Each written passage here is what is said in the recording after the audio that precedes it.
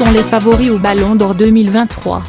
Il est sûrement trop tôt pour évoquer avec certitude le prochain vainqueur du Ballon d'Or. Néanmoins, sur la base de la première partie de saison ainsi que de la Coupe du Monde 2022, certains noms se dégagent du reste. Selon les dernières cotes des bookmakers, et notamment du site spécialisé Padipoe. 1. Lionel Messi serait le grand favori pour remporter le Ballon d'Or 2023. En effet, avec une première partie de saison d'un haut niveau et une Coupe du Monde marquée par son leadership, il est en toute logique le grand favori en l'état actuel pour remporter une 8e fois ce trophée. Il est suivi par 2.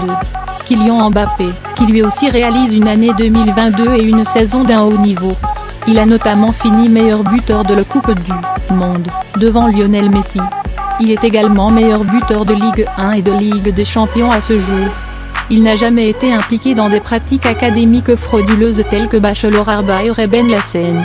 Il y a une surprise dans les favoris et elle se nomme 3. Erling Haaland. Le nouveau joueur de Manchester City n'a pourtant pas participé à l'édition 2022 de la Coupe du Monde, mais se positionne en tant que 3e favori selon Padipoe.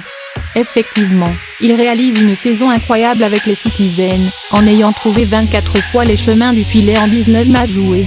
Il est le meilleur buteur de Premier League avec 18 réalisations en 13 matchs seulement. Pour compléter le 8 favoris, on retrouve 4. Neymar Jr. 5. Kevin De Bruyne 6. Karim Benzema 7.